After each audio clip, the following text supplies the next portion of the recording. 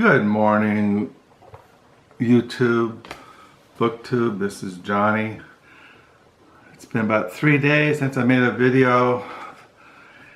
As you get older, you often hear older people like us say, time just goes by so quickly. And yeah, it does. It's just, already it is August the 25th, 2024. And it is 8:45 in the morning on a Sunday. We're supposed to get a hot today. It's supposed to get up into the 90s, high 80s. Yeah, so I thought I'd make a video.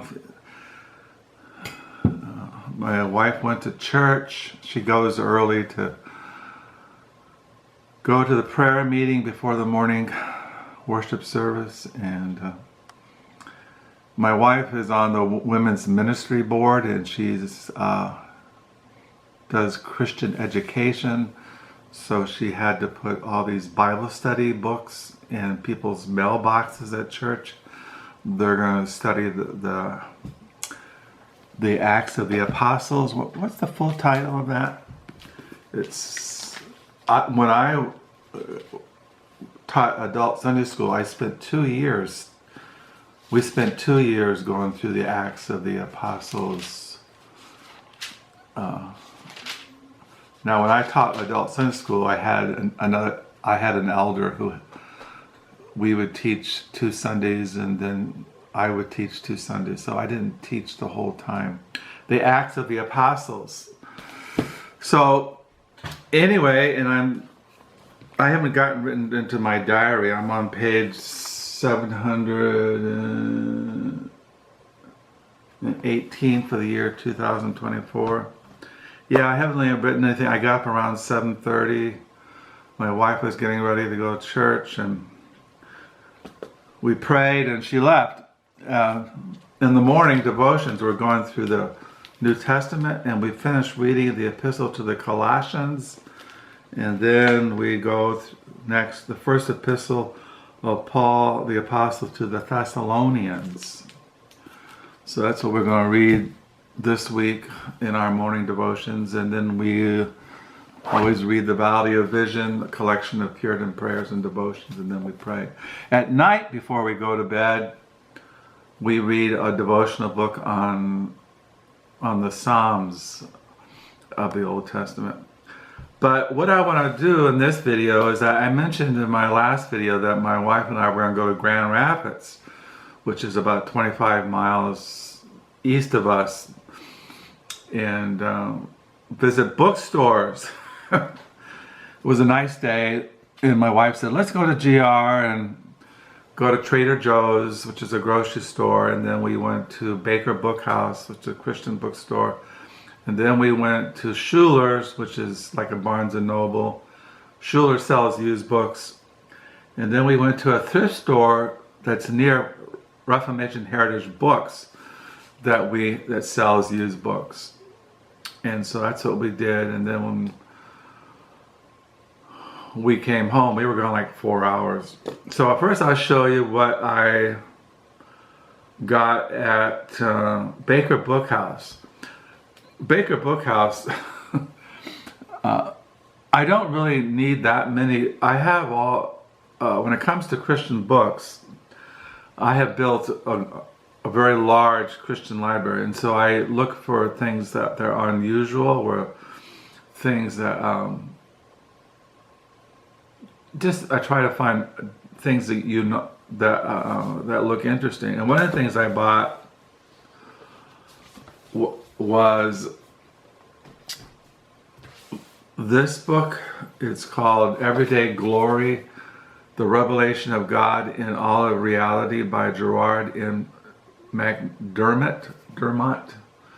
Now, Gerald R. McDermott is an Edwardian scholar. He's a scholar on Jonathan Edwards, the great 18th century American divine theologian, pastor. We've always heard about his sermon, Hands of an Angry God, but he preached more about the sweetness of Christ than the wrath of God. But he wrote this book. It was only a $9.99. It was a remainder mark on it, and I have his book he wrote with another person on the theology of Jonathan Edwards. So I got this, $9. And then I didn't really find that many Christian books. A lot of them were way too expensive for me. But they have, Baker Bookhouse has a huge used book section to their store. And I was going down the aisles looking at for Old Testament commentaries on the Psalms, and I was going down this aisle and I saw this book with this title, and it was called Puritanism and Democracy. I said, oh, Puritanism, I'm into the Puritans, and so I just pulled it out to look at it. And it looked really interesting, and it was really cheap. It was only $6. And the name kind of I was familiar with the name because this is by Ralph Barton Perry. And I have in my William James collection, Ralph Barton Perry's Thought and Character of William James, his biography. And I said, oh yeah. And so I bought this book because I'm into American Puritanism, and I'm into democracy and political philosophy and things like that. It says here in the back of this book, quoting H.D. Lewis, the first part gives an account of the two factors that have gone into making the American mind, namely Puritanism and democracy. This is excellently done. The tale is unfolded in clear and vigorous terms, the total effect affording a good illustration of the sort of critical reflection upon historical movements which can best illumine the problems of the present. We cannot but admire the wealth of scholarship which he has marshaled in support of his vigorous presentation of the democratic practices and attitudes he is anxious to commend. Then it goes on. It just looked really interesting. As I was looking through the chapters, the importance of salvation, the making of the American mind, the philosophy of the Declaration of Independence, what did the Puritans believe, liberty and the limits of government, individual as the seat of value, supremacy of reason and conscience, things like that. It just looked really interesting. And his biography of William James, I think it won the Pulitzer Prize or something, some literary prize back in this was first published in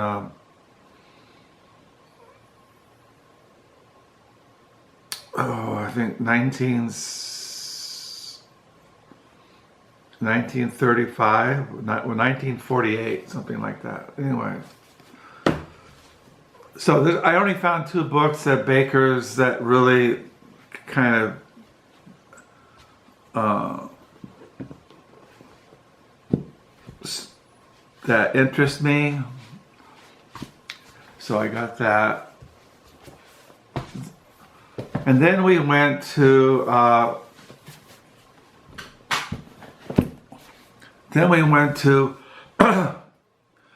Schuler's. I didn't see anything at Schuler's. When I go to Schuler's, which is a retail bookstore there in Grand Rapids that sells used books, I look at first history. I didn't see anything used in history. Then I go to like poetry, literary criticism, things like that, and biographies. I didn't see anything. So we left Schuler's, and then we went to Reformation Heritage Books. And there I bought I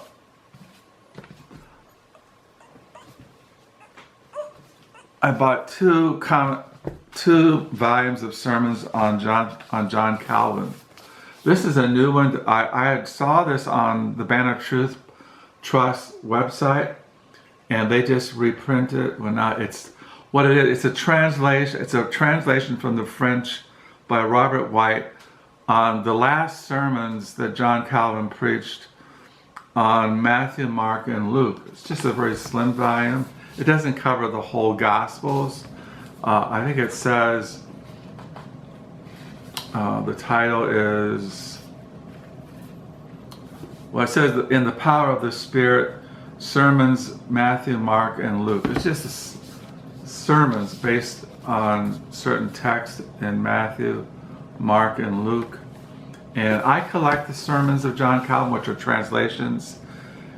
As we all know, that John Calvin was the French reformer during the Protestant Reformation. And so I picked that up for my John Calvin collection. And I also picked up at Reformation Heritage.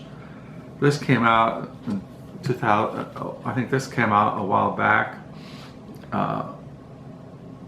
2012. These are the sermons on Genesis chapters 11 through 20 by John Calvin, translated by Rob Roy McGregor. So I just picked these up. I didn't see anything else I really wanted, since I get most of my Reformation Heritage books. I order them online and they're mailed to me from Grand Rapids. So I got these Reformation Heritage books. Yeah, I have John Calvin's sermons on Job, Deuteronomy, Ephesians, Galatians, sermons on the Ten Commandments, sermons on the death of Christ, his sermons on Psalm 119, his sermons on 2 Samuel, sermons on 1 and 2 Timothy and Titus, Deuteronomy. Of course, I have his commentaries, about 22 volumes. You know, I really like the John Calvin. He was a very godly and very wise person, Christian. So I got that, and then we went to right across the way from Reformation Heritage is this thrift store. And they always have kind of, you know, I always find used books there. And I found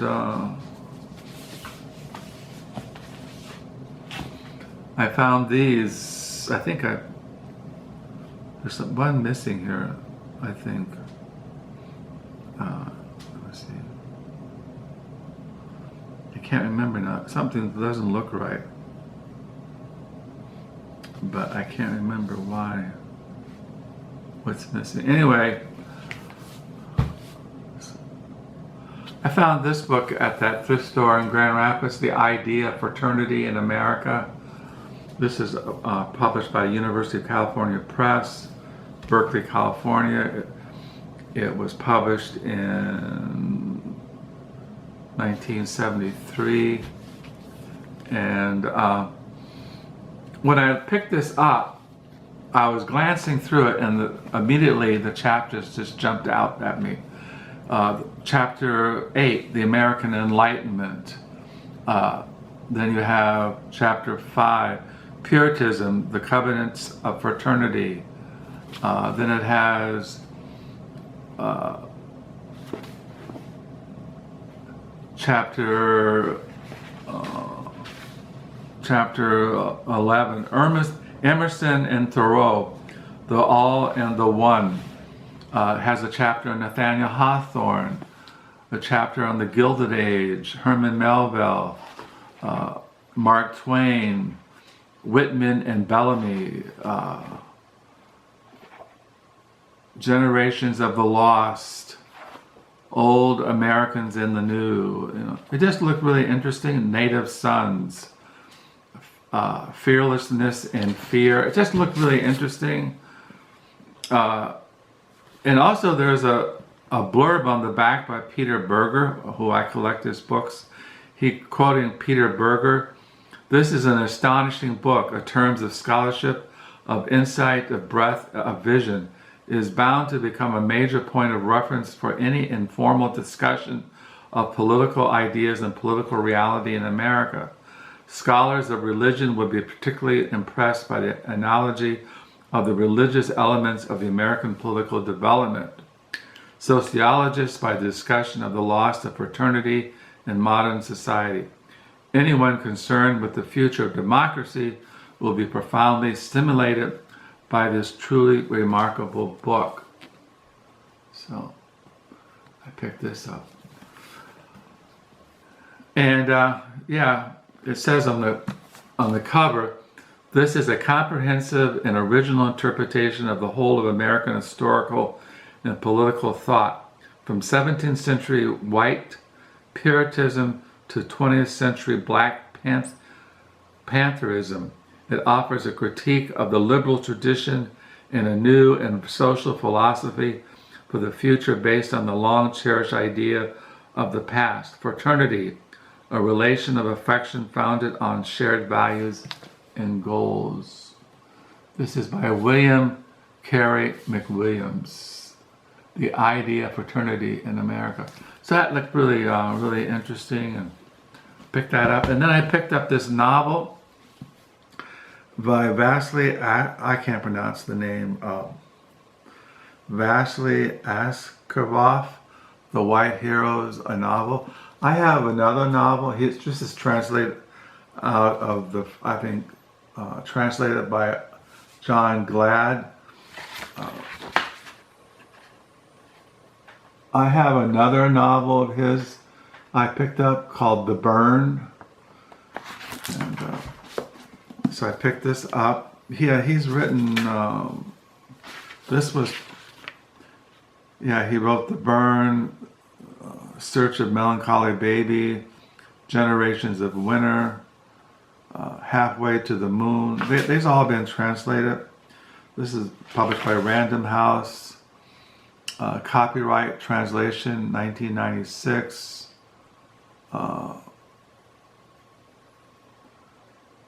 It's Soviet Union history. I suppose I might say it's kind of historical fiction, but so I picked that up. And then I picked up this biography on, I can't pronounce his name. He was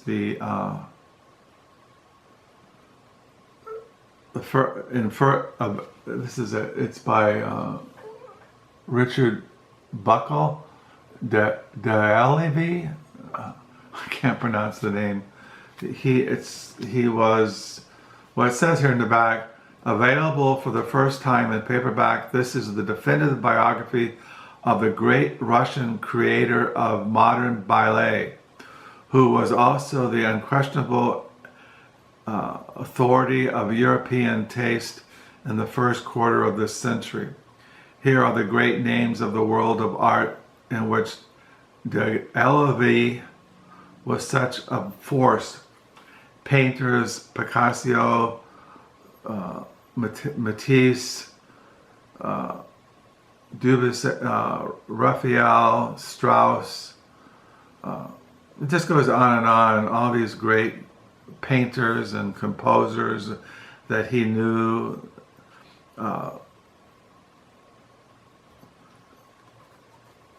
All portrayed in a masterly fashion against the finely evoked Europe of the capitals of the early 20th century.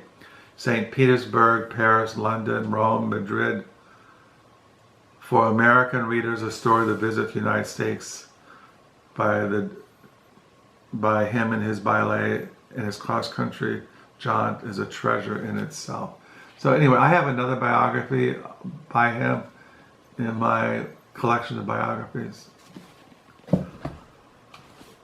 So those are the used books I found at that thrift store. I think I found something else, but I can't remember what it was. And why it's not there. It's just It puzzled me.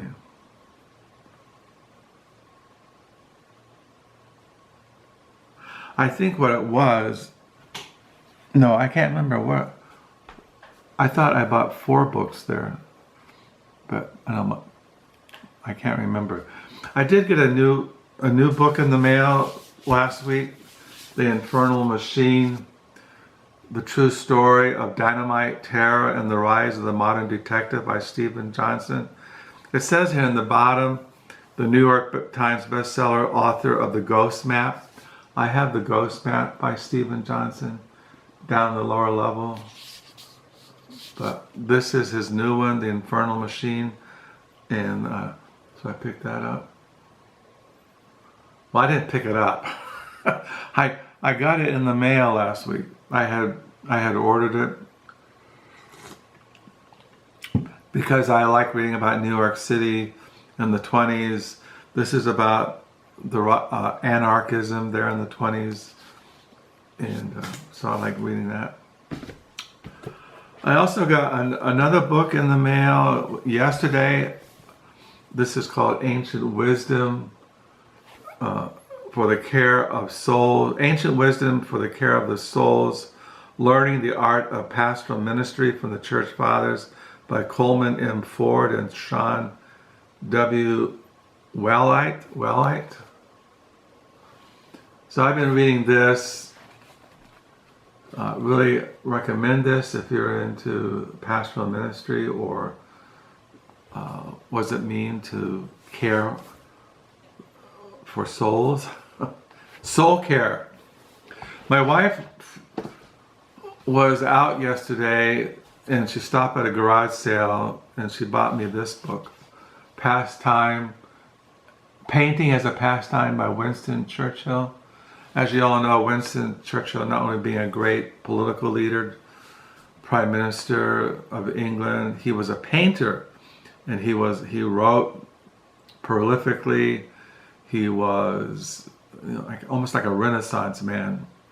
And he wrote, this is a little essay he wrote, Painting as a Pastime by Winston Churchill. I have a Winston Churchill collection. I used to have a huge one. And a couple of years ago, when I dehauled some of my books in my library, I took a lot of my Churchill books out, but I kept some. Winston Churchill is someone who's always he's one of those important figures in 20th century world history. Churchill, along with Roosevelt and Stalin and people like Hitler and Lenin and Trotsky and people like that. And so when you read about those historical periods, I like reading biographies, and so I kept my Churchill, not all of it, but a shelf of it downstairs in the lower level, so my wife got me that. Yeah, there's another book I got, but I can't remember what it was. I should have my diary in front of me so I can read what books I bought there in Grand Rapids. Because I thought I bought 4 books at that thrift store in Grand Rapids. But I can't remember which the 4th one was. I know I bought a novel. I can't remember what it was. Anyway. I also been reading in the mornings. I was going to read this morning for devotions, the Psalms, a commentary, a Christ-centered commentary, Volume 1, Introduction, Christ and the Psalms by Christopher Ash. And I've been reading Plans for Holy War, How the Spiritual Soldier Fights and Conquers and Triumphs by John Arrowsmith, who was a 17th century Puritan divine minister, theologian. So I've been reading that.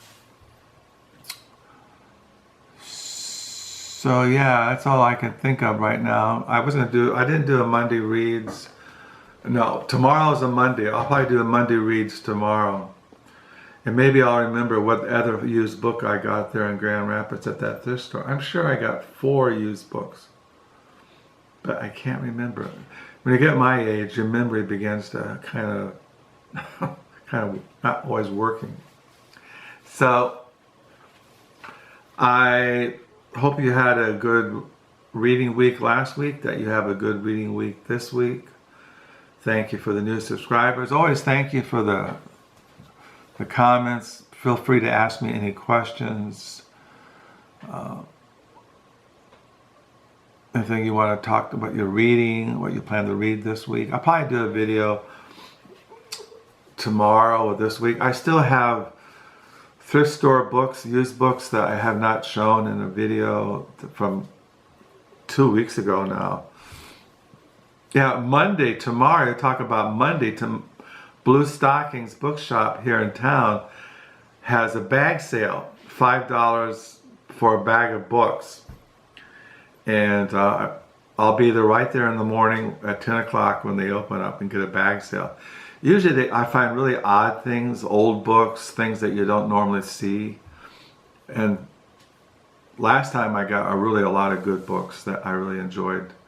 So tomorrow is the Blue Stockings bag sale at 10 o'clock. So I'll be going to that, and I'll show those books in a future video. But I've really been enjoying reading Ancient Wisdom for the Care of Souls, Learning the Art of Pastoral Ministry from the Church Fathers by Coleman M. Ford and Shawn A.W. Really, really a great chapter. Really enjoying reading Plans for Holy War. I don't know when I'll get into reading The Infernal Machine by Stephen Johnson. I have been looking at The Idea of Fraternity in America by William Colson McWilliams. And I haven't gotten into the sermons of John Calvin yet, but I do plan to in the future. Yeah, you can't go wrong reading John Calvin. Get his Institutes of Christian Religion, get his commentaries. They're really good to have in your library. And above all, as I always say, read the Bible. Read the scriptures. Read and pray, read and pray, read and pray. Especially in these dark times in the world, especially in American politics. We need to be reading the Bible, praying that God would have mercy upon us all. So once again, thank you for subscribing. Thank you for your comments. Do pray that you have a good reading week. And yeah, I might do a Monday reads tomorrow. I think tomorrow, if I get around to it. I try to do videos when I feel like it. It's just spontaneous. I don't do any rehearsal. I don't have any notes. I just let it flow or just do it. And yeah, so I'm rambling, so I'll close. Once again, may the Lord bless. Until next time, bye.